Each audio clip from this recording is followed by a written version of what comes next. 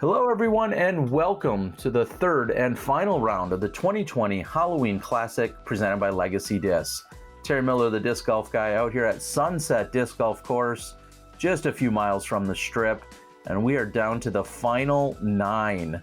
Got Steve Rico on the mic, along with watching some of the action with the local Cary Trotter, Chris Pinegar, and of course James Proctor. And Steve, it's been a great battle. We're seeing the wind.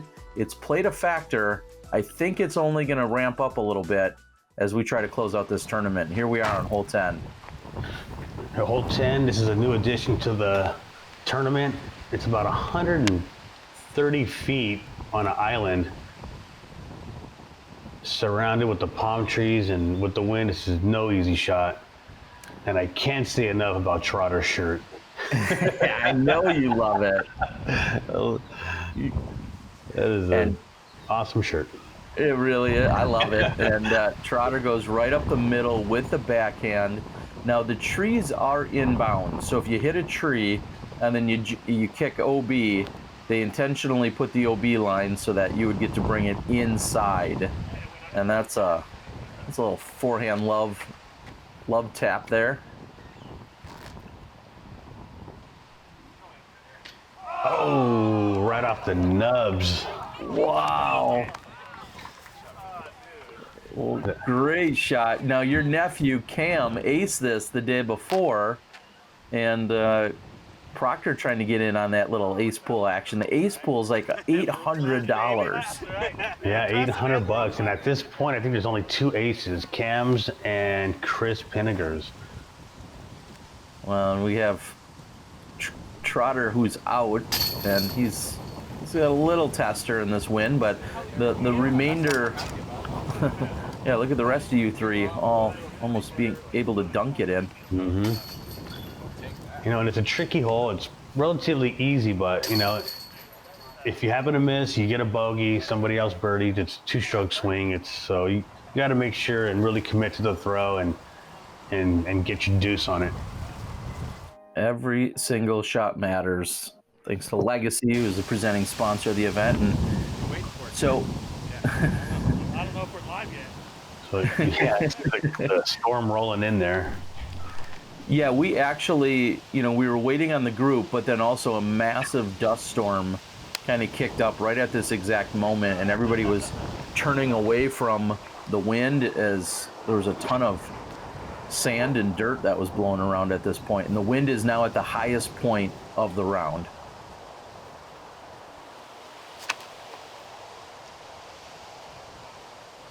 Chris tries to go with a hyzer, catches those branches, but I think it's inbounds. Yeah, I think he will be in bounds, but you're really trying to beat that tree, that dead tree, maybe be left of it.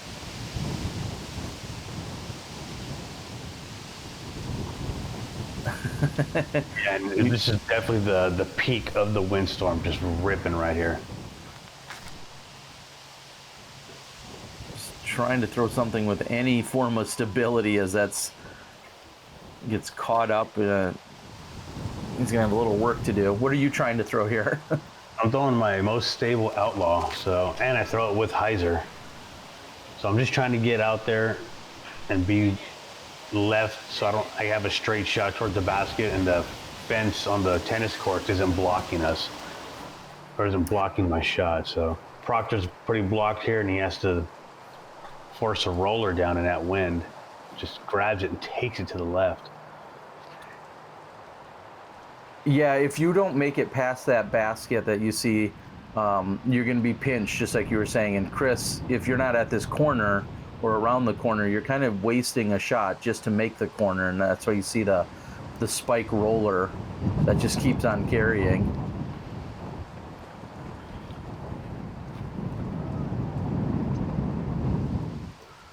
So I'm setting up. I have my straight look at it, but I'm throwing another overstable outlaw. I'm just trying to get left. I don't want to flirt with the out of bounds on this throw. Well, you're flirting with the chase card over there as I try and pan back and give everyone a look at. I mean, the sky is truly a different color at this point with all the dirt and sand that's being blown around.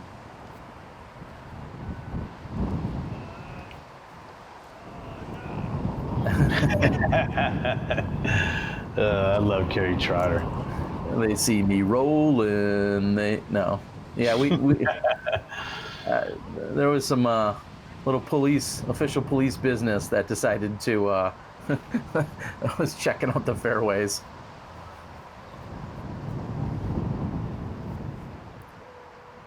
Now this is Pinegar's third shot. Oh, I like the angle. Very fortunate to catch that tree. I believe that was going to be skipping in the road there.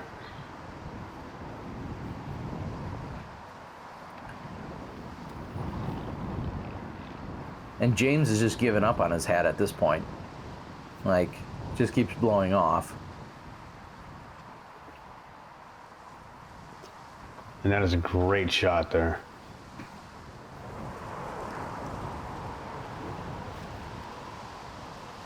This is your third. Now that's a putter, isn't it? Yeah, that is my overstable clutch. The wind grabs it and takes it up into those branches, but it's probably only about 15 feet away.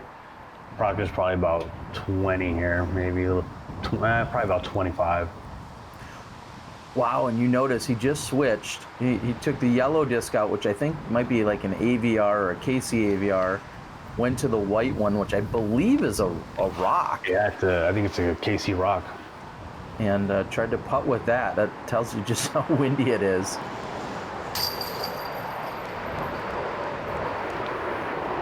Solid putt by Trotter.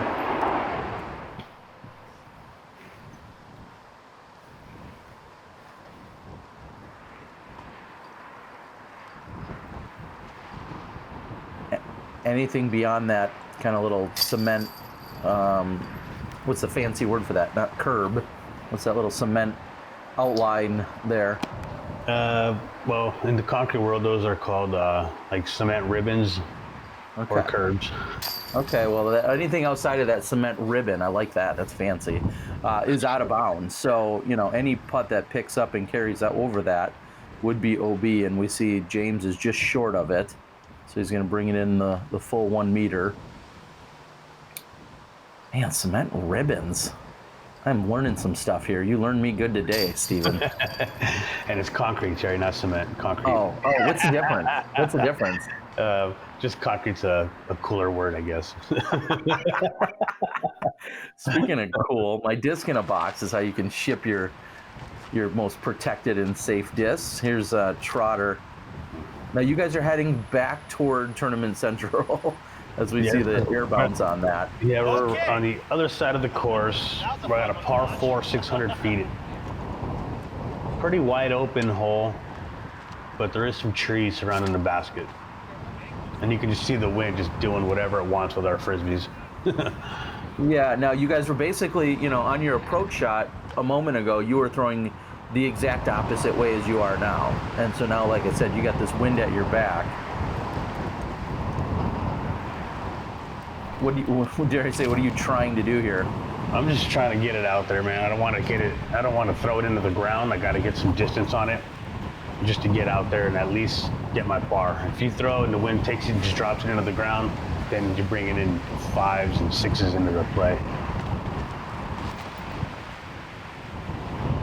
And I had really no chance of being able to see that after he released it, but he goes with the big hyzer. And the wind, he played it great. The wind took it and it caught those trees that are pin high by the basket, and that's a 600-foot throw. Yeah, I thought that I was going to push hard left, and it didn't. He's actually, like you said, closer to the basket.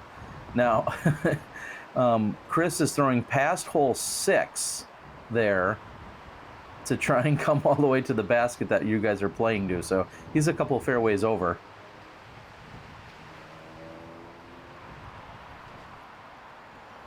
And I'm actually near the normal tee box of this, of the regular hole here, which is only about 225 feet.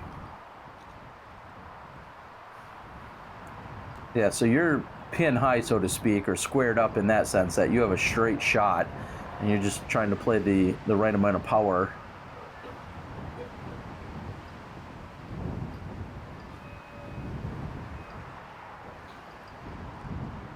A little bit low there for Trotter. Comes up a little short there.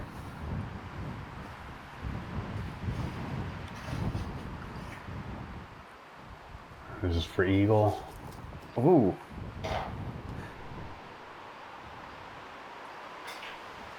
So he should have an easy tap in from there. So he's going to be trying to knot things up with you. You've got a little bit of work to do as well.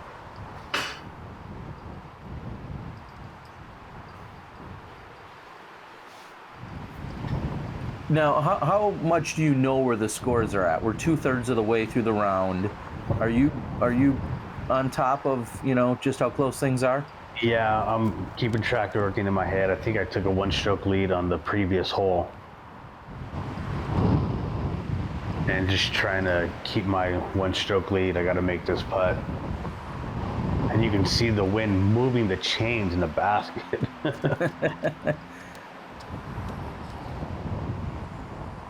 See pine cones blowing around, and great putt as you're trying to hold on to the 1-stroke advantage.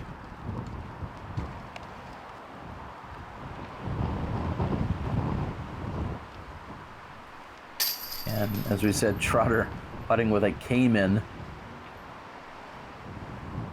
which is a little bit beefy, trying to fight the winds.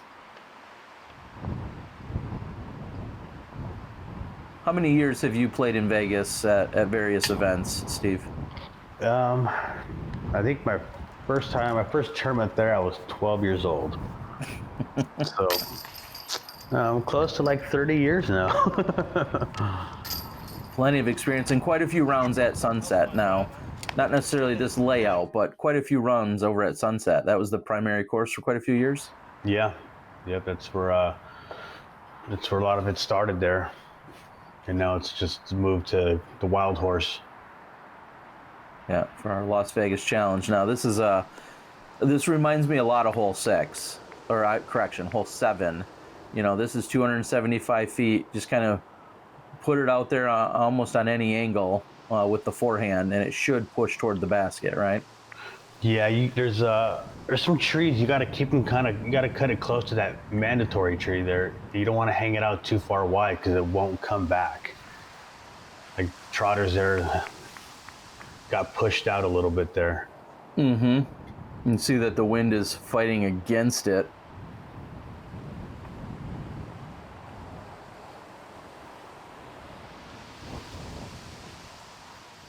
And that gets hung out a little bit, and if you get it out a little bit wide out of your hand, it's not going to get back towards the basket. It's going to leak out there.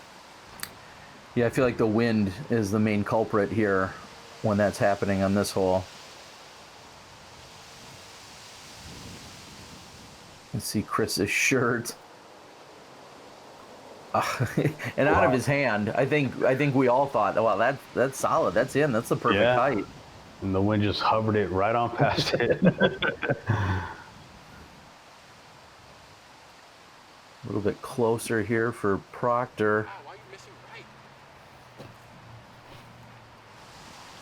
And with how solid, go ahead. I would say right at this point, the weather's dropping. It's getting cold out there too.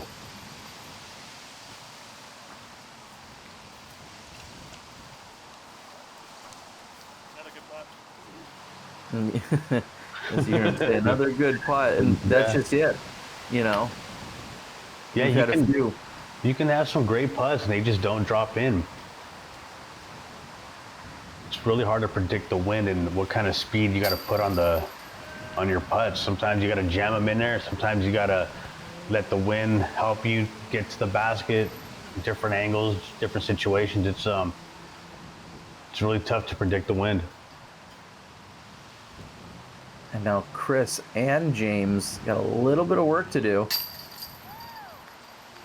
It rips the mini off the ground.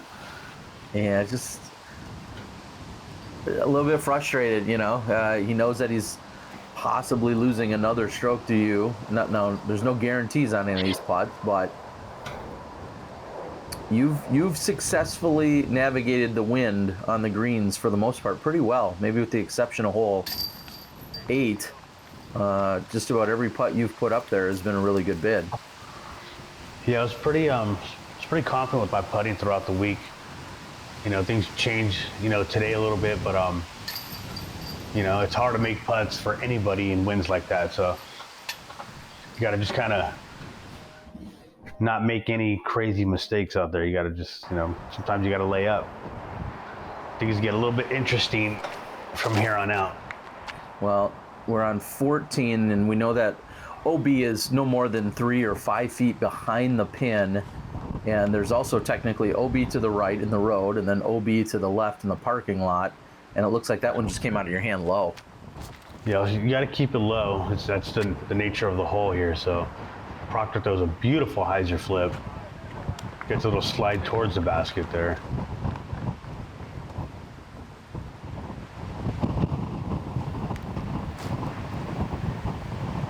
And this shot right here that a lot of like sidearm players or lefties will go out over that parking lot and skip back in. That is a great shot right there. Very risky with the winds too. Well, and speaking of the wind, I remember I was physically being moved. Like, I might be losing a few pounds, but I still have a few to keep me weighted down. And like my camera and my body were being like blown around on the tee at this point because I was just trying to keep things steady. That's how windy it was out there.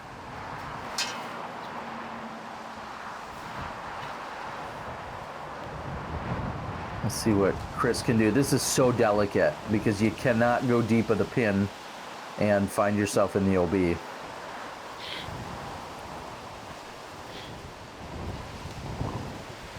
That's a pretty good shot there. Yeah, and being too tentative, you know, gives you a tester putt. Well, Here you are with your putter. That's what I did too. I wanted to kind of play it aggressive because I didn't want to leave it short and then have the death putt with the OB. So I kind of played that upshot aggressive, and I can still pull it back in, take my bogey, but I'll be right next to the basket. Yeah, you didn't want the... Oh, that splashes out. Another good Yeah, that one looked a little more right than his other ones, but it's clearly nothing's fallen for him.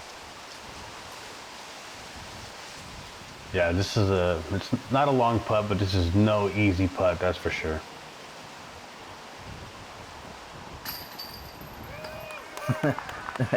And Trotter's probably, you know, gritting his teeth saying, "What? How the hell does that stay in?"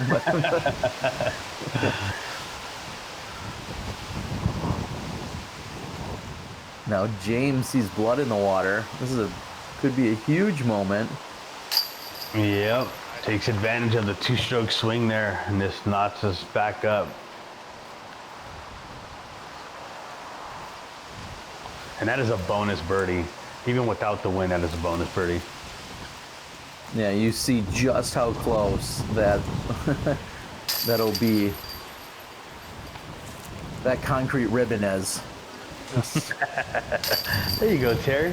You're getting it. You know, I mean, people usually can tell that I'm out there, you know, pouring concrete on the weekends, but now I just got to get the lingo down. So 15 is a par 4, 700 feet, and you can tee from pretty much anywhere because that tee pad's kind of in a goofy position for this particular hole, isn't it? Yeah, and it's very slick as well, so they give you quite a bit of room on the side of it and behind it. We're also dipping into probably about 5 o'clock local time. And you can see there's a mandatory out there. You got to stay right of it, which I hit the mandatory the previous round and kicked safe. Yeah, anything to pull yourself out and to the right. Again, these last few holes, you're almost playing with a tailwind or a wind that's coming over your right shoulder from where he's standing. So you just need to put it up there and let the wind kind of push it. This is blowing right to left.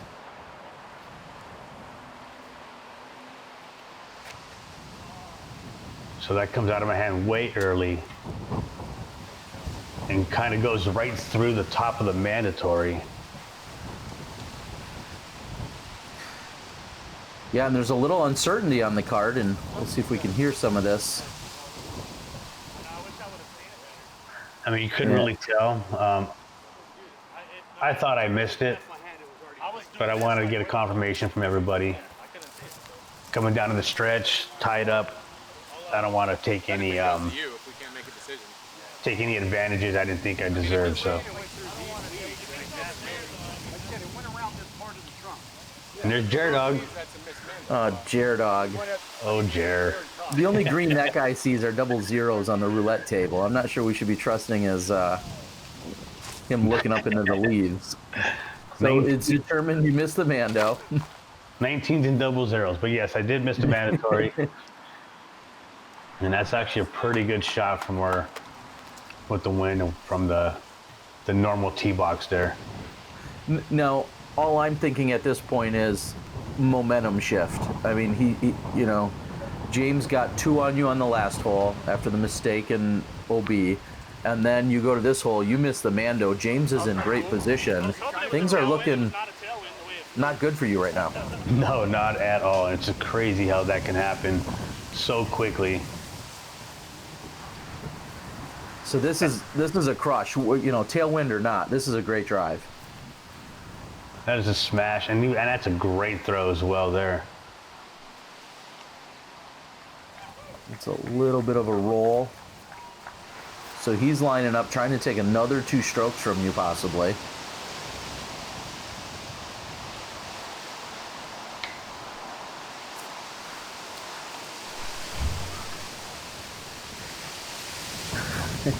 Wow. It's just so unpredictable. I mean, you know, we're watching that, and it's like you feel like you can put a good move on it, but there's only so much you can control.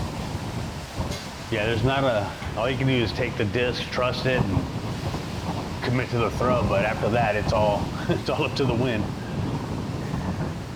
And that's an AVR by Trotter, just trying to put it up there, and it looked like it had the right amount of speed, but it still came up short. Now, you can't be too aggressive here, right? You don't want to turn this into a triple or worse. Right, so at this point, I'm kind of just getting close. I know that he's going to take a lead on me. I don't want to make it worse, so I lay it up. And I got a lot going on in my head at this moment. So.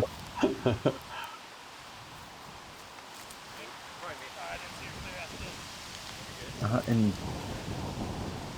James, again, just like the previous hole, he sees blood in the water. Just a few moments ago, he was down 2. Now he's trying to go up 2. And yeah, he even plays it pretty safe there, because now he's got the lead, and we got some crucial holes coming up.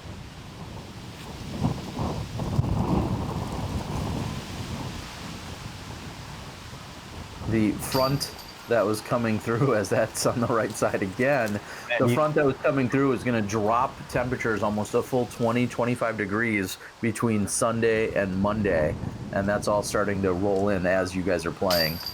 You know, I didn't realize it during the round, but wow, Trotter had a lot of I don't know if those are bad breaks, but ones that could have went either way. Those putts should have stuck. Yeah.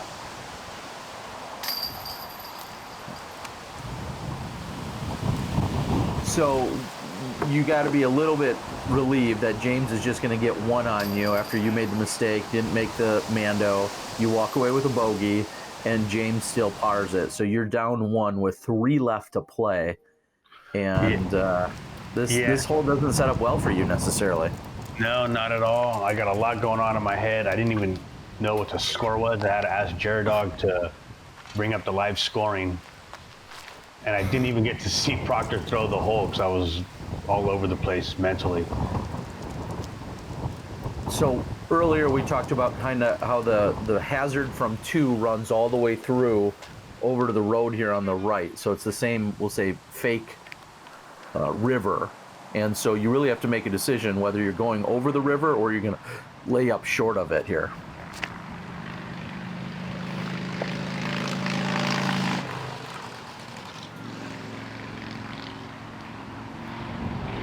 And that catches branches and ends up short of the river safe. That as well. Yeah, I'm not sure if he was going for it or not, but either way, he's going to be safe. And after I got my head together, I decided to go with the putter, just lay it up short of the fake lake there. And I have a slight break in the wind, so I get up and I rush to my routine and just to try to beat the wind. And,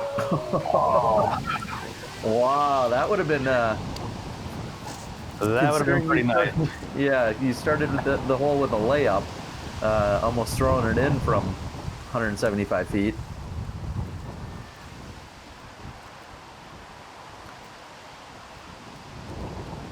And let's be fair, you know, you usually when you think, well, okay, I'm going to play safe, I'm going to play for a layup, you're thinking in your head, well, that guarantees me a par.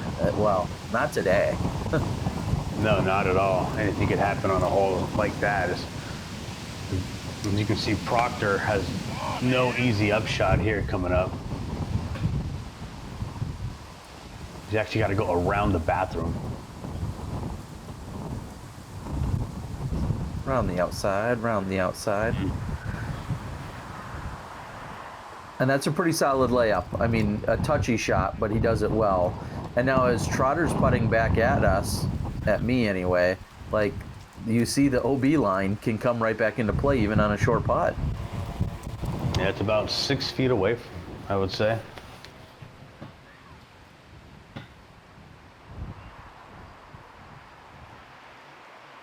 You're out in the back, just trying to stay warm. Also fighting the debris. I mean, there's a ton of wind and then sand that's blowing right now, and everyone's kind of only looking when they have to.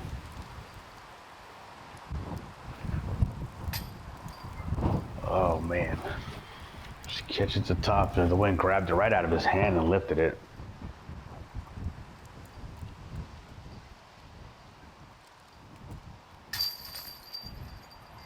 So even after coming up short, he's still gonna take the bogey, and then we're gonna Chris, who goes over the top of the river, he's gonna walk away with the par.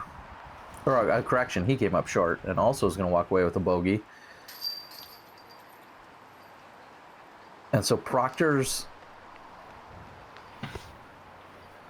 has a one-stroke lead on me now at this point, going into 17 and 18. What are you trying to do here on 17? I'm just trying to go low underneath those trees. You can go over the top, but with the conditions right now, you don't want to go too high up in the air. You want to keep it low.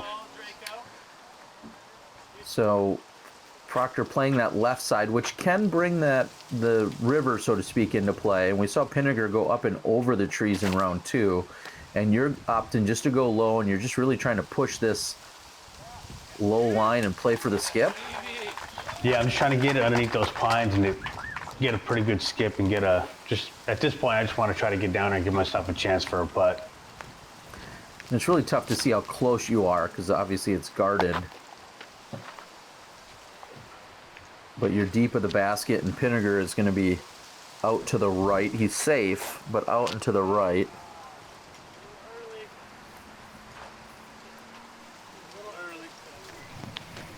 And that actually is going to be out of bounds on the far right side.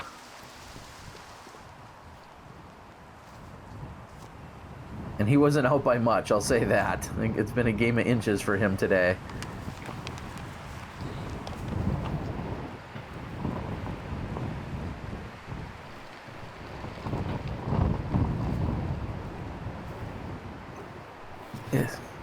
Seems like it's hard to commit to that shot knowing it drops off directly behind the basket. Yeah, it really is. And, you know, Proctor's got a chance here to kind of seal the deal. But there is some concerns on the slope, the wind, and comes up short there. Yeah, online just short. And he realizes that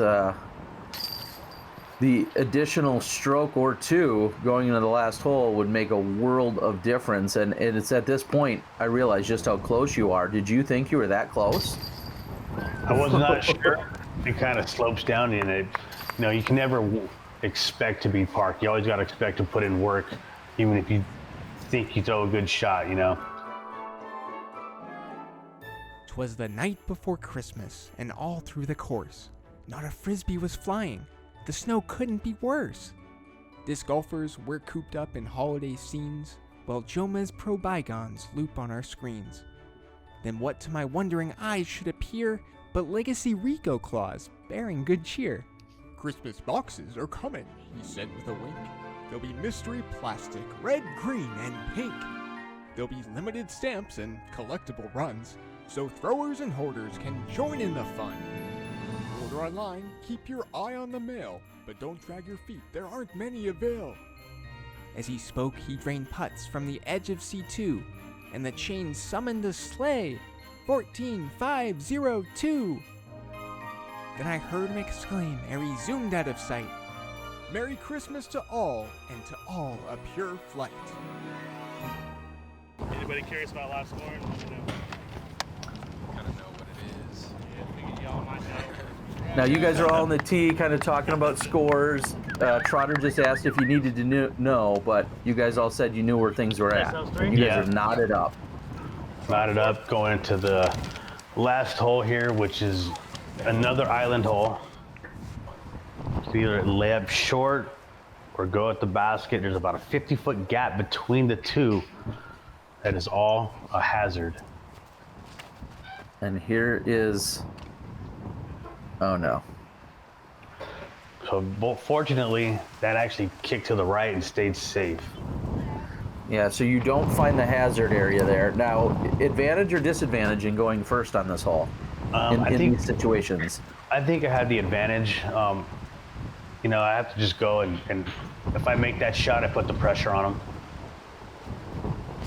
You don't make the shot, and he hits the same tree you do, but because his keeps going, that actually is considered in the hazard area, and I think his expression kind of says it all. He knows that's trouble. Yeah, that was a very unfortunate kick, but there's still a lot of work to be left here. Yeah, same tree for the both of you, just different results, and Chris is trying to just keep this one in bounds, and it is. Left side flirting with the hazard line, but he's in bounds. Trotter's ready to go. Oh, look at that. Look at that shot. Sorcery, just And the crowd erupts from the parking lot. So they're I got enjoying it. about 140 feet here, and this is drops just under the branches there. Wow, incredible. And at this point, with him being in the hazard, this is for a 3. So he's going for this. There's no reason to come up short. He's got, second place locked in. If he needs it, he has to run this with a rock.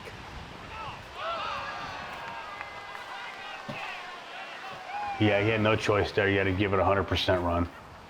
Yeah. I mean, and that shows you that everyone knows where it's at, what the scores are, and what's on the line. Hometown boy. The hometown hero. And that snazzy shirt. Yeah, you love that. And so now, James is coming back. He's going to be ultimately tapping in for a double hazard 6. So although, you're going to win this by a few strokes, it clearly was so much closer, he threw away a stroke or two going for it on that last hole. But the battle was close all the way to these last shots. Yeah, those extra strokes didn't matter. He had to go for it. And I know shortly after this, I'm going to catch up with you on site in the heat of the moment. And I got to thank you for joining in your first ever set of commentary. How did it feel? Pretty good. It's something I've always wanted to do. Yeah, I was pretty excited for it. And I got a lot of emotions going on at this point. I was battling something throughout the round that no one even knew about. So. All right, Steve, good one.